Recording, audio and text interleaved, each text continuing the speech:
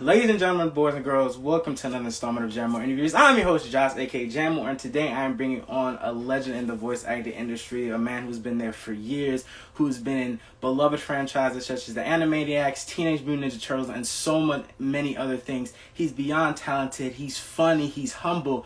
Can I please get a rounding round of applause for the amazing, the talented Rob Paulsen? Here I am. Hello, Josh. Hi. Hey, buddy. Look at you. You got to cheer up, son. Look at that smile. Can I just say, firstly, I apologize. I'm in a hotel room. I'm on the road between autograph things, and I'm on my way to Phoenix for Animaniacs in concert this Saturday. So I'm staying. Remind me to rehearse. I am so thrilled to be here. And for your legion of fans out there, we were supposed to do this at 11 o'clock. I totally spaced because I was actually, dropping a name, but I was on the phone with Nancy Cartwright. With Bart Simpson and I were chatting about some stuff. And she had to leave at 11. I said, oh, no problem. I've got to rehearse with Randy at 12:30. I don't know why, but I thought this interview was to be at 2 p.m. today. So I've got more time than I thought later. Totally my bad. So thank you so much for your incredible patience. And I am thrilled to be here, my friend. Thank you. Now I can say what I was going to say. Before I get into the questions and say what I was going to say, this is really a huge honor. I remember the first time I heard your voice in Transformers G1, and I'm just so... Oh, my God, yeah. Yeah, and I'm just so honored and humbled that you accepted this request to do this, and I'm so happy to get you to do this, and yeah. Hope people know about... Oh, can you hear me? Yeah, you cut out for a little bit. Oh, am I there now?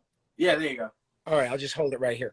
If there's one thing I hope people know about me, it is that I am incredibly humbled when nice folks like you take the time to chat with me. And I honestly, people say, well, you know, you do this all the time. I do.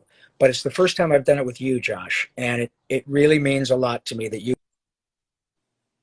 if you want to talk about cartoons or questions or whatever, fire away, pal. Well, first we're going to talk about some things that some people might not know about you. Is that I thought this was pretty cool, is that you are the voice director of the newest Teenage Mutant Ninja Turtles cartoon. What was that like to be on the other side of the glass? Great question. Well, it was a little bit different, obviously. But how it came about is, as many of you might know, I was Donatello on the 2012-2016 iteration of Ninja Turtles. And so when we got done with that, our casting director, Gene Basileros, called me into his office after we were recording one day. And I said, oh, what are you going to fire me? We're just about done with the series. He goes, no. We know you're about done with the series. And there's going to be another version of the show, back to a 2D animated version. And the producers and I were talking. We thought, well, you know, Tom Kenny is now the director on SpongeBob, and we don't know of too many people in Hollywood who have more turtle DNA than you. So would you be interested in being the voice director on Rise of the TMNT? And I jumped at it, and it was a blast. My friend the Brain, Maurice LaMarche, and I were cast as a couple of bad guys together, but it was wonderful. I had, as you suggested, never been on that side of the glass, but I've gotten to learn from the best of the best. So after years with Andrea Romano and Chris Zimmerman and Gordon Hunt and Ginny McSwain, if I hadn't figured it out by now, it was never going to happen. And it was great. I got to do it for about 2-3 years. And boy, what a blast. The actors were great. It turns out all the actors were fans of the first Turtles and Pinky and the Brain and Animaniacs and Jimmy Neutron. They all loved all that stuff. So it was a pretty cool gig. And by the way, let me just say, look at this your handsome host, folks. All I have to do is say, Nerve, and look what happens to his face. It's just beautiful. So that's why my job is so cool. Before this, I like to research and look into things. And literally, I spent a whole day just like watching interviews you did, and you just talking. Like whenever I'd eat, I'd be like, "Oh, what have I not watched that Rob Paulsen is?" And I just watch it. and you do the voices, and I would never ever get tired of you doing it. Like I would always smile from ear to ear whenever you did. I would just like freak out. And then like this today is so surreal because it's like I'm talking to you. Like I wanted to speak to you for years. I remember I watched the Speech Bubble podcast you did. I remember I cried. I cried when you talked. Oh, with Butch Hartman. Yeah, and I Thank remember you, you buddy. talked about your cancer battle, and I just bawled. And like whenever I just hear a lot of the stories you talk about, I just get so emotional because it's like I can't fathom that. Like I can't even fathom when 2 years ago on my birthday, I texted one of my friends texted me, and they were like, you know, you inspired me, and I was like, how's that even like that? I can't register that. Like I can't process that, and it's just. I can't even imagine what it's like for you to go from convention to conventions. I mean, you have some next week. I mean, you're going to Dragon Con. I mean, you're going to meet so many people who are going to tell you wonderful, amazing stories about what you've done to their life. And like, I don't know how you can like process all of that because I can't. I can't even process when someone says like, oh, they're proud of me, or like, oh, you inspire me. Like that stuff is so. It's like it's kind of crazy.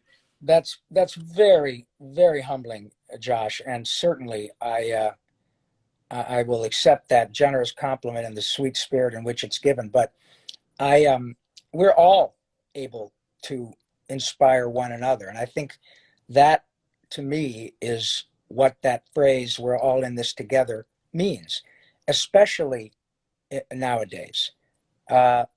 We are subject to some pretty brutal images on TV all the time.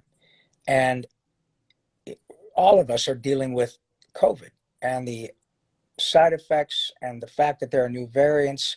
Sadly, it has become politicized. And I have to say, I try to channel my disgust and anger when I hear people screaming and yelling about my rights being infringed, my constitutional rights, that you can't make me, the government can't, it's, inconvenient, uncomfortable, it's against my rights. And I want to say, you know what? Click on the television and watch Afghanistan for 5 minutes.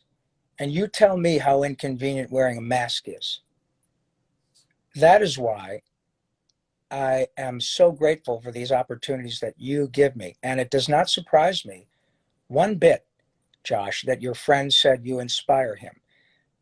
I've only had the good fortune of knowing you for 5 minutes, but obviously, I mean, your smile, you could see that smile from the space station, man. And I would submit when you smile like that, it's completely genuine. You are whom you purport to be, who you appear to be. That's why you're inspirational. It's not about celebrity. It's not about being a movie star, a wealth. It's not about any of that. It is about taking the time to reflect your utter humanity with other humans. Because it turns out that laughter and kindness and joy, while we have our animal pals whom we love like our own children, the way we respond to one another and the way we can inspire one another is utterly human. And to have another human do what you're doing for me, for others, is exactly what I believe we're here to do. It's not about money. We have 50, 60 lovely people who are watching us. They're not paying for this. It doesn't matter.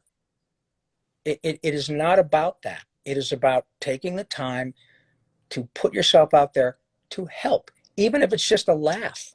And we can all do that. So it doesn't surprise me one bit, pal. And I think had I been in this position when I was younger, it would have been a little overwhelming. But I'm an old guy now. I'm an old Hollywood dog. I've been a blue-collar worker in the Dream Factory for 40 years out here. And I'm ready for this. I'm ready to do this on a really large scale because I know what I'm talking about. I have, I'm not just relying on some sort of tangential fame. Look, I don't draw them. I don't write them. I'm good at my job.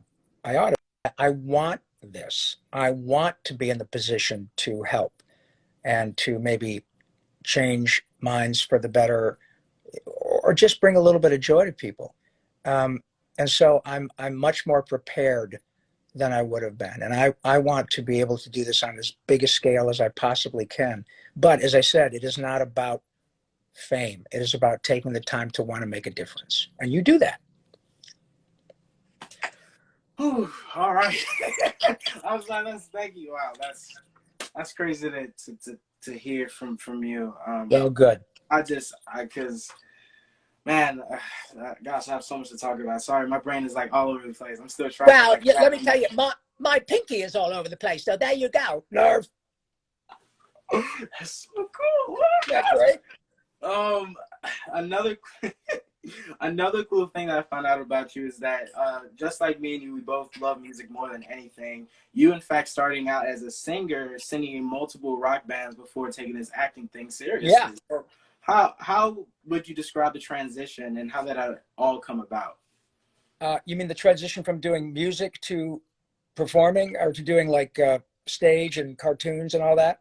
Yeah, from just singing to like performing for people and stuff. Right. Well, my first love, and still is, singing music. And my parents were both involved in local theater and were very encouraging to my siblings and me. And so I got the hook set pretty early. And I just love to sing, I think, and be funny and create stuff for the noblest of reasons. Probably the same reason you do, because it makes my soul happy. And then you run into people who, like your friends, say, wow, Josh, you really inspired me. That's why we do it. Now, don't get me wrong. I've been rich and I've been poor. Rich is way better, turns out. But the Jones, the excitement to create, to perform, to sing, is something that is no different in my 60s than it was when I was 10 or 11 years old. This weekend, as you mentioned, we're going to be doing Animaniacs in concert in Phoenix. And that is so much fun. Now, people, of course, buy a ticket to come in, but I would be willing to bet that they all feel like they get more than their money's worth, because when they leave, they will be utterly exhausted from 2 hours of laughing. And we're not a tribute band. We're the real deal. Randy wrote them. I sung them. And we also have my friend the Brain, Maurice LaMarche, is with us on these shows. And Randy wrote specific songs and bits for Pinky and the Brain just for the live show. They're phenomenal. And the audience loses their minds. So the little chronology was the natural sort of sequence. I sing. You find out they're doing plays in school. I wasn't so much interested in that at that time as I was interested in more music. So rock and roll was my thing. I did a lot of rock and roll bands. And then after high school, I was in college for about a year, but that really was not my interest. And I remember being the oldest of the family. I knew that I was going to break my parents' heart and probably piss them off. But I remember coming home and saying, I got to tell you, I've been in my first year of college and I'm wasting your money and my time. It's not that I don't appreciate what you're offering me, but I'm now 19 and I want to be in the moving picture business. I want to go into theater. And so I did. My parents were supportive, but not happy. And I don't blame them. But it was a better road for me because I wanted the practical experience of performing than moving to Los Angeles. So I did. I went on the road for about 2-3 years and did more music, live theater. And then I moved to LA full time when I was 22. And nothing happened to me out here that I didn't expect. I didn't expect to get everything. I expected to be told no a lot, and I was. And so people ask, wasn't it hard? Well, hard is working on a farm in August in Oklahoma. Hard is pouring hot tar on a freeway in Southern California in August. Hard is being a first responder. Hard is being a cop. Hard is being a teacher. There are a lot of hard jobs, but I chose this. So I don't feel sorry for myself. I've been broke more times than I care to count. And at the end of every time that I would have 4 or 5 callbacks for a show and I didn't get it, I would take about 2 minutes to feel sorry for myself and then think, well, who shoved the gun in your mouth to do this? No one. Um, who is forcing you to be here? No one. Okay. Well, all things being equal, would you rather be back doing something that you would do for the money than not your choice? And as a side note, I could afford to do that. I was not married. I could be selfish. It was about me. I didn't have to make a lot of money. Uh, and so I would always, at the end of every time when I was getting really flipped out about being broke, having to get another job, again, a regular job, I I said, no, I'd rather be here. I'd rather be the captain of my own ship. Now, I've been able to work it out, and I pay for everything, dog food, cars, haircuts, braces, with money I've earned doing something I would do for free, Josh. And I know how lucky I am. And I think that is why I'm so grateful for opportunities that you give me, because uh, I'm a real good asset for people, not asset, an example for people who are interested in doing either what I do or something about which they're very passionate. Because I'm working today, and I worked 10 years ago, and 20 years ago, and 30 years ago, and I'm working tomorrow and next week. So I have valuable information, but along the way, I have many people who have inspired me to keep going and to keep doing my gig. And so it was a natural progression. And then I got to work with people like Frank and Peter and Nancy Cartwright, whom I literally just talked to half an hour ago, Maurice LaMarche, Phil Hartman, Lorraine Newman, Paul Rubens. Craig Smith. Yeah, you name it. Right. All of them. Kevin Eastman is a dear friend after creating Ninja Turtles. We've known each other for 30 years. So I'm still in a position now, or I shouldn't say still, I am now in a position where I get to discuss my career, and everybody with whom I work are enormously successful in Hollywood. And collectively, we have what, 1 billion fans around the world? That's incredible. And I just cannot imagine a better way to move through life, my friend. It's cool. I could really just sit here for like hours just complimenting you, just because, like I said, I cried when I heard your story about throat cancer, which I'm glad you survived. Thanks. And that story was just so inspirational to me. And just and I haven't known you until like you said, it's like a few minutes ago, but you've been such a massive part of my life and my childhood, and how I've operated and how I've moved through life, and your story about keep pushing. Because I've been really looking forward to this, just because lately things have just felt insane, and just listening to you talk about how you've made it, and how you keep pushing has just motivated me to keep going. And like I said, just to reiterate my point, this just speaking to you in general is such an honor. I've been waiting for this moment for years, and I'm going to meet you in person very soon, and I'm just very excited to do that, kind of like a pre-thing before the main event. Seeing you in person is going to be really surreal to do that, because I hope one day, if I ever get to interview James Donald Taylor, I hope he remembers how awkward that was, because I was very awkward. Man, I was like, hi James, how are you? And I got put my hand, I was shaking, so I was like, I love Star Wars, and I took a picture. It was so awkward. My hair was a mess. The costume was weird. It was just such an awful situation. I hope he remembers that. I do. I that's why I was so grateful to chat with you again. It's very kind of you to remind me of that, and I do my best to take in all of the nice people who come up to visit me. I'm so flattered that people of literally all ages continue to pay attention to what I do, and I think all it does is make everybody happy. Another cool thing I thought this was really cool, because I didn't even know this myself. While this character is what the heck? What is popularly? While this character is most well known due to the voice of D. Bradley Baker, you auditioned for the role of Klaus in American Dad. I did. Yeah, and that's a great story. I did. Many of us auditioned at the time that Klaus the Fish on American Dad was being auditioned, they wanted the fish to be French. Seth MacFarlane said, I don't know, we'll have a talking fish, it's French. Okay. So Billy West, everybody else, Phil Lamar, Maurice, we all went in and auditioned at Fox. I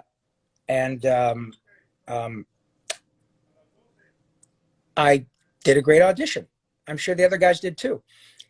Then, somewhere down the road, I found out that I didn't get it. None of the guys got it. D. Bradley Baker got it, but I've known D forever. And of course, he's a supremely gifted man, which is only eclipsed by his kindness. He's the most down-to-earth, just really great guy. So I said, D, good for you, pal. He says, yeah, you know the story behind it? No, what happened? Well, D he went to college for 2 years in Germany, and he speaks German fluently. So he's told we have the same agent. He said, I don't do a very good French dialect. But if they decide they want to hear another one, I can do, I speak German fluently, so I could do something in German. And there you go. Everybody was tired of listening to the French fish. D went in there and did it with a German accent, and boom, the rest is history. So that's the point, is that you never know when what your strong suit is will ultimately be something that can help you, even if you're not good at the other stuff. It helps to know what you're good at and what you're not good at, and accept that. Doesn't mean you can't work on what you're not good at and make it something you are good at. But one of the things that is my strengths is being very honest with myself.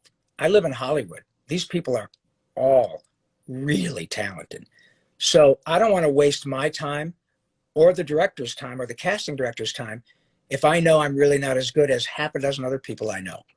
If I'm not in that league, then I say, I'm happy to come in and I've got some other ideas, but if this is what you want specifically, I'm not your guy. And that's what D did. And it turned out to be a great move. So there's always a place to learn. And I ain't going to be done learning until I punch my ticket. It's a lifetime experience.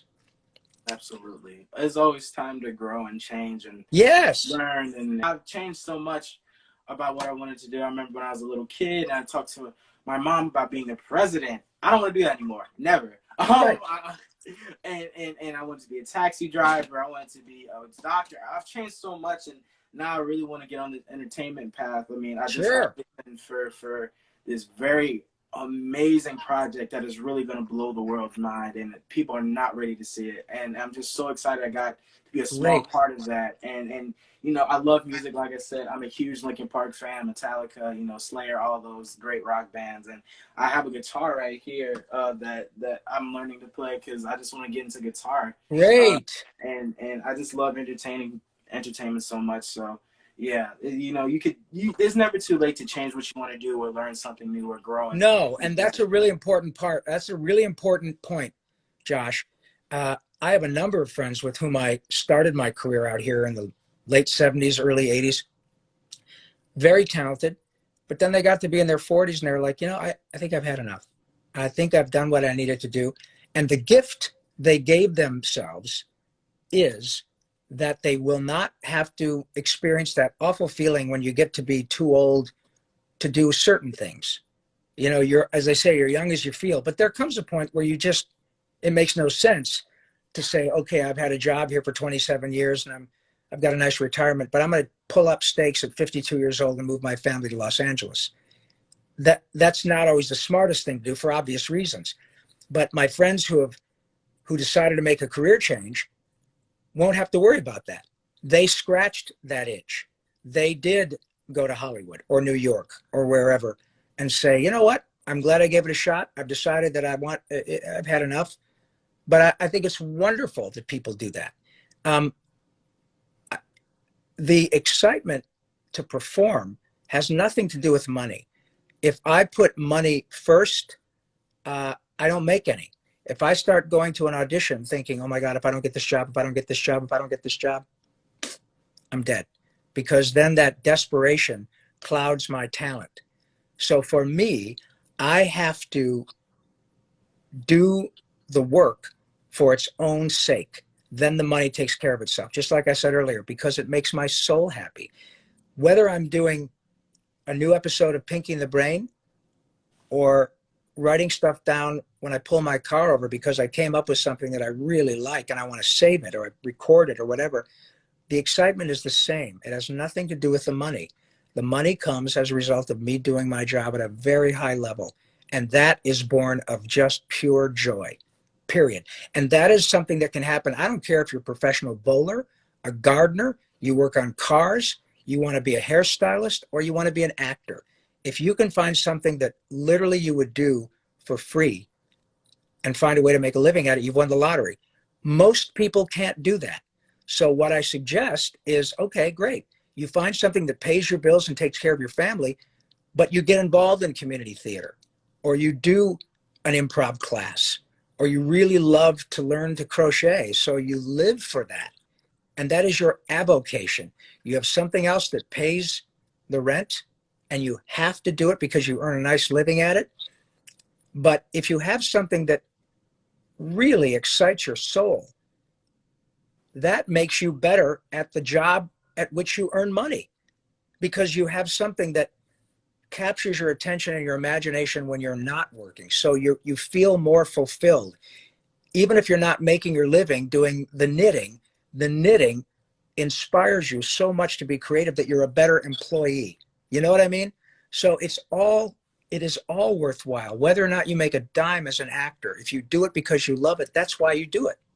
The fame and the clout or whatever from acting doesn't matter. I just getting into the mind of a character that is like so different from yourself is amazing. I just love that. It's such a good cool experience. And I mean, you've been in thousands of things, so I know you know what it feels like to be a different character than your own. So yeah. But what is one experience you had as a child that you wish every kid could have experienced? Oh gosh, as a child. Wow, I have never been asked that. What a great question. As a child.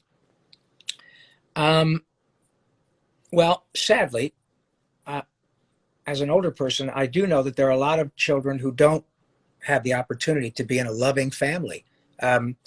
Certainly, we all have our baggage. We all, leave our homes from our parents, in which parents try to do their best, and we all have our baggage. I think the only difference is our baggage or our luggage from our childhood at American Tourister or Louis Vuitton.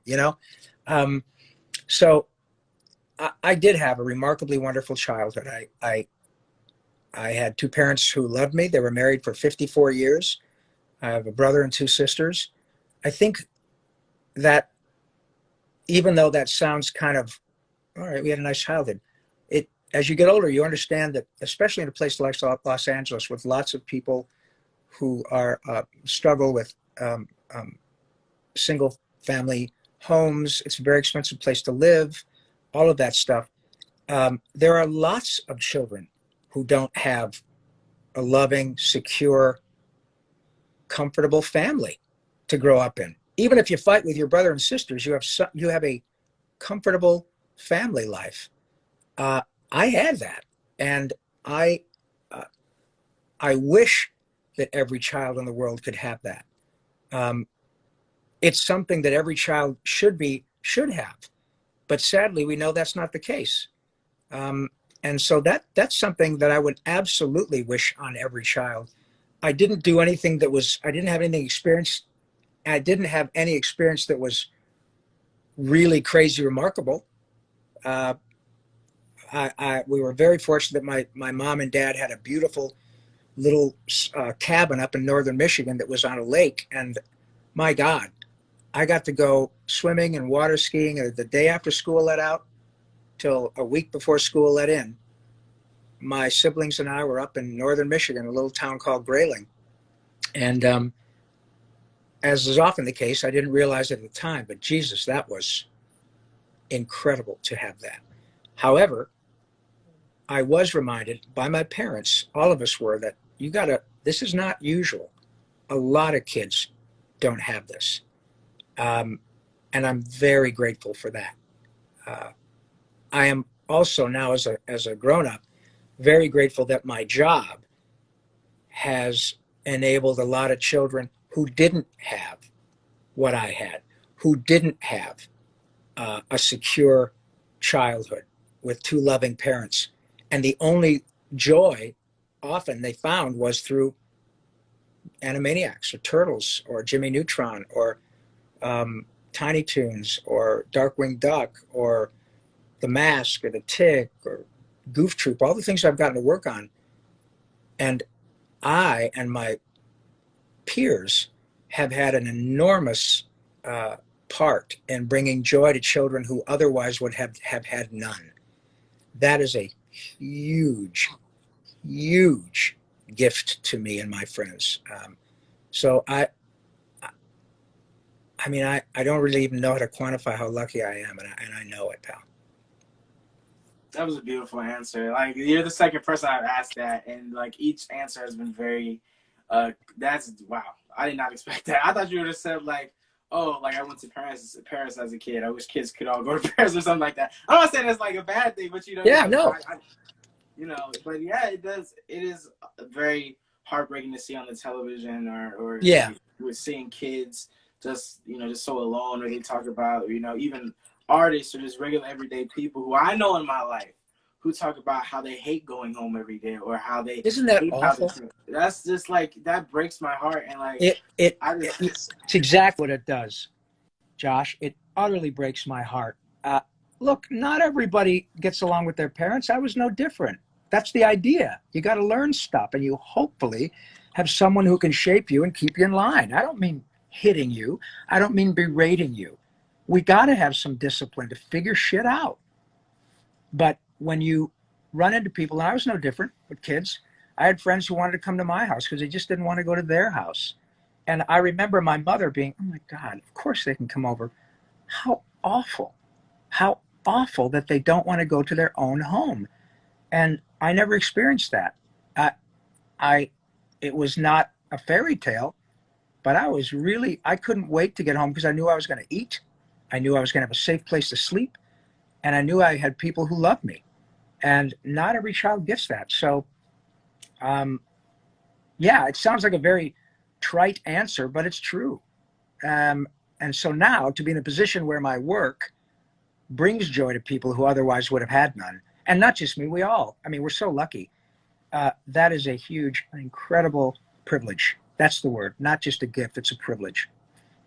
That's something I want to be a part of.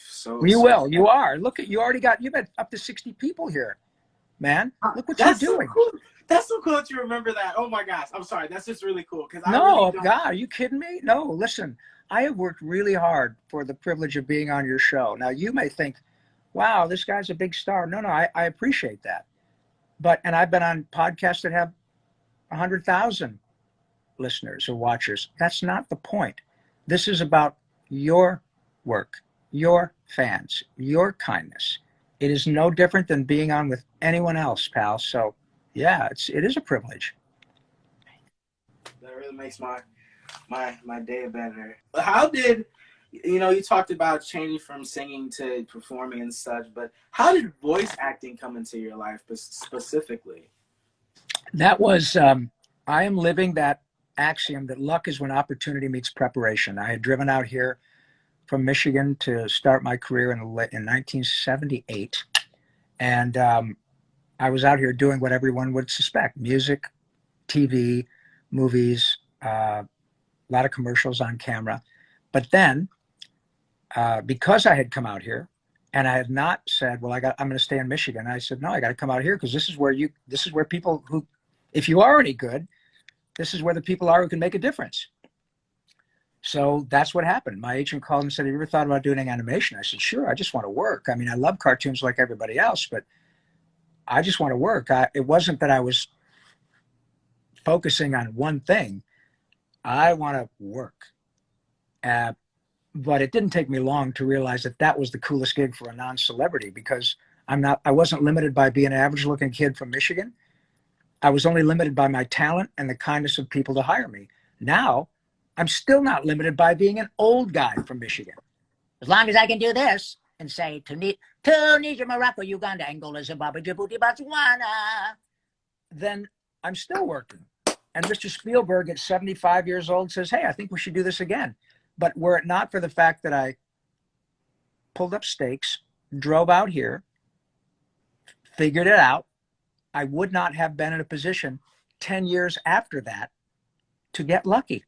And that's what happened. I knew that Animaniacs was going to, I mean, obviously that came a few years later, but once I had started doing animation, I thought this is the purest form of acting because it's about pure imagination. It's not about how you look, not about how big your muscles are, not about whether you're 6'5" or 5'6" or white, black, orange, green. It's about pure creativity, the same kind of stuff that kids do all the time. Okay, I'm going to be a monster and you be the doctor who's going to save my life. And about same thing, still is. So I'm glad I took that leap, and I'm glad I have a sort of ego that says, I don't care if people recognize me. I like it, because all what happens when people recognize me is they get happy, but it is not my reason for working. So once I figured out that, hey, I can keep working, maybe I'm not going to get as many TV gigs, but I made the right choice because I can do this till I die. Pretty cool. And the voice acting, people in the voice acting industry are so kind and so nice, and it's just really awesome to see how you guys interact with one another. I remember a story that David Soboleff told me once, where he was Shockwave in Transformers Prime, and at the same time, they were making a Transformers video game with Shockwave. Yeah. And Steve Bloom had auditioned for the role, but before he did, he called Dave to make sure it was all squared off. Isn't that great? I love that. Stories like that are so cool. That happens all the time. Frank used to do that. He would be working on something at Disney, and he'd say, you know, I can sing this okay, but the guy you really want to sing this is Rob. And I would get the job because Frank said, call Rob Paulsen. I've done the same thing and said, look, I do this great impression, or I do a good impression of Jeff Bennett's perfect impression. Call Jeff. And we all do that, because all it does is come back to you. We're about making the project better. And inevitably, the people whom we tell get someone else because they're better come back to us and say, hey man, that was great. Thank you so much. In fact, I'd love to have you come on the show now, because we have a show with Jeff Bennett because you recommended him, and I would love to have you be part of it. It happens all the time. It's about the end result. There's, you know, we'll get ours. It's not about being cutthroat. It's about figuring it out so we can all do it, you know? To talk about, you know, how cutthroat this industry could be sometime. You've been in this industry for extremely a long time. Like, you've been around since the 80s with cartoons and stuff. And you audition all the time, and of course with auditions comes rejection. And I know you've definitely a fair share of rejection. And I wanted to ask you, because rejection has gotten to me personally a lot in my life. Has the rejection ever gotten to you where it was so bad? And if so, how did you bounce back from that rejection? It has never destroyed me, because as I said, I was aware when I came out here what I was in for. Nothing surprised me. I don't take it personally. I never have. I think that's because I've known from the beginning that's just part of the deal. And I don't look at it as rejection. I look at it as somebody else won that day. Somebody else got the job. I had 3 callbacks for Philip J. Fry on Futurama, and they chose Billy West, and they should have. Billy was better. He was the right choice. They knew what they were doing. I don't take it personally. As I said earlier, I might get 4 or 5 callbacks on something and then not get the job. And I give myself a little time to say, shit. And then again, I ask myself, well, all things being equal, would you rather be somewhere else? Nope. Well, then if you're broke and you were counting on this job that you didn't get, I reckon you better go out and get a job. And that's just the way it goes. So you can develop, whether you want to call it a thick skin or a way to contextualize these things. I just look at it as, we already know coming out here that there are a zillion people who want to do it. If that's off-putting, don't come. It's that simple. It's not saying, oh, you're a baby or you can't handle it. Not at all. It is very competitive. So is getting into MIT. So is being a brain surgeon. So is being an attorney. It's very competitive. The odds of me being here chatting with you in my position were pretty astronomical, just like it is for somebody to be a professional golfer. A lot of people want to do it. So what? I mean, just don't show up then. Don't do it. If you know in advance, you know yourself well enough that you might read for 100 things and not get it, and you take that personally, this isn't the job for you. Because you'll be unhappy and you'll take it personally, and you might start drinking, you might start doing whatever, or you might get so desperate that you do things you should not do. Don't come here. Be an amateur performer because it makes you happy. Then money isn't part of the equation. It definitely changes the complexion of this gig when money is part of it. That's sometimes difficult for me to navigate, to understand that, you haven't gotten the last 10 things you've auditioned for. That doesn't stop the bank from asking for your mortgage money. So I reckon you better figure out a way to pay for it. That's just the cold, hard truth. I don't expect people to feel sorry for me. Just like when I had throat cancer. I didn't like it. I didn't ask for it. But why am I so special? Lots of people have cancer. We all know people who've been touched by it. We all know people whom we love, whom we've lost to it. I had throat cancer. The twisted irony of that was not lost on me, but I didn't feel sorry for myself. At the very moment that I was getting a phone call about my cancer, someone, God forbid, I live in LA County, the most populous county in the country. How many people were getting that same phone call only about their 5-year-old? Or a young mother who just had a baby and she was diagnosed with ovarian cancer at 29 years old, Why not have it be me? So I think that being beat up or feeling rejected, it has to be contextualized. If you're able to say, okay, I'm feeling rejected, but you chose this. You chose this. You can leave anytime with no shame. But if this is too much, don't come. And that's as simple as it is. So yeah, that's how I deal with it. I remind myself that I'm here living my dream. It doesn't necessarily fit with everybody else's dream. And they're not waiting for Rob to show up and say, oh my God, we love this guy. Let's give him everything. There are plenty of talented people here. So I don't expect it to be the Rob Paulsen show. I expect to have the opportunities. Those I have been given. When the opportunities don't result in me getting the job, have I done my best? Most of the time, yes. And then I can't do any more. So that's how I look at it. That's a great way to look at it, and just not in regards to audition rejections, just in regards to rejection period is just, yeah. Taking as sort of a learning thing. I mean, like I said, we're always learning and growing and trying to be better people and just trying to better our lives and do something that Thank you, buddy. That's exactly right. You're right. And that's what is so great about what you offer to your viewers.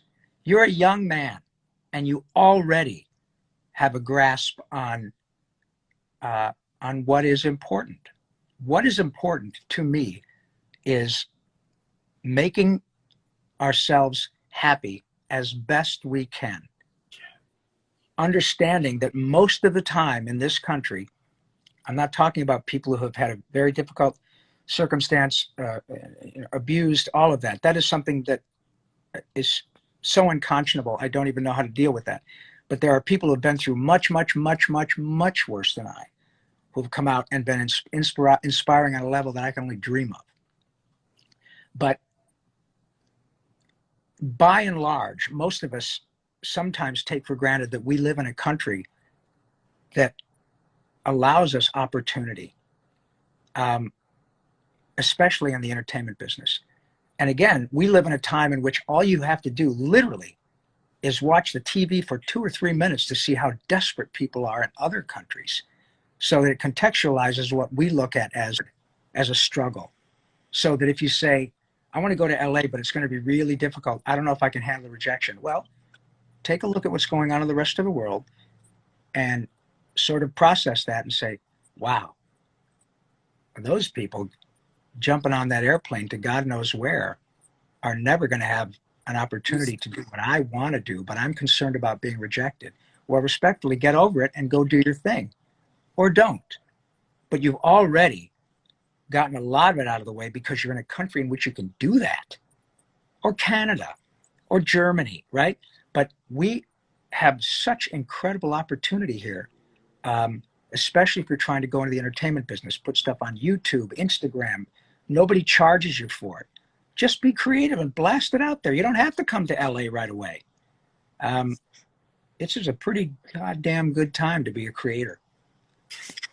Perfect. And that's how I started everything, just like Instagram and doing YouTube and reviewing and reactions and stuff like that. This is how I really got started. How people found my name was like Instagram and YouTube. I'm heavy on Instagram. I'm on TikTok now trying to do my stuff there, you know, but so many times throughout my life, I've just been taken out of things that I've just loved due to just fear or how people looked at me. I remember when I was a little kid, I loved tap dancing so much. I remember when I was a kid, I wasn't feeling good, but I was like, no, I'm gonna perform, and I tap danced my heart out. But over the few weeks of me doing that, or a few months of me doing that, some people came up to me and said, "Stop doing that. You're feminine. Cut it out." Oh, for Christ's sake!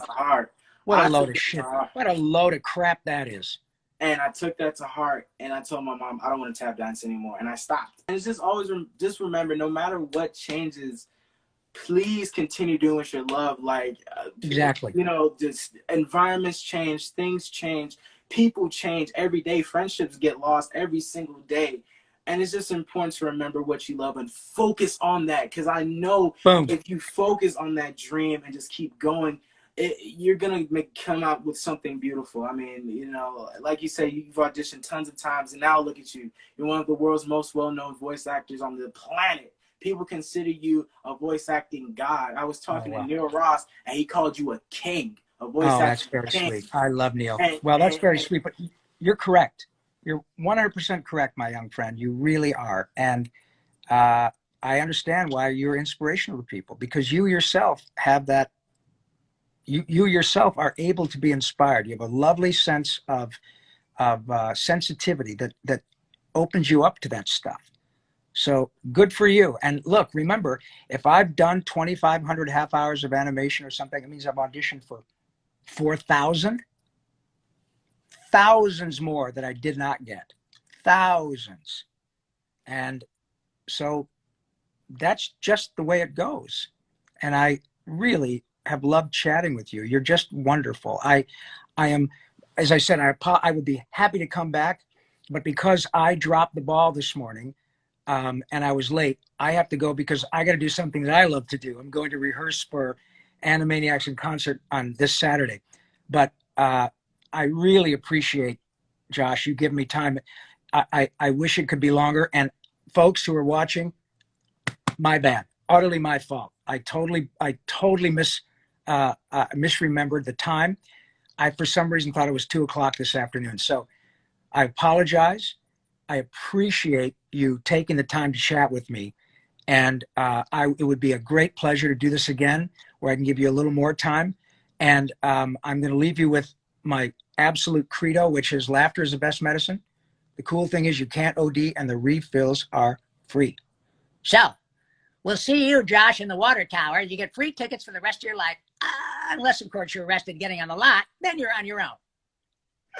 Thank you so much, Robin. I hope to be in touch with you, and I look forward to seeing you at DragonCon next week. So. Okay, buddy. A week from next weekend, right? We'll be there, pal. Much love to you, my friend. Keep it up. You're an absolute joy and a bona fide inspiration. Thanks a lot, Josh. All right, thank you guys for joining. Have a great one. I'll talk to you guys soon. Thank you. Bye.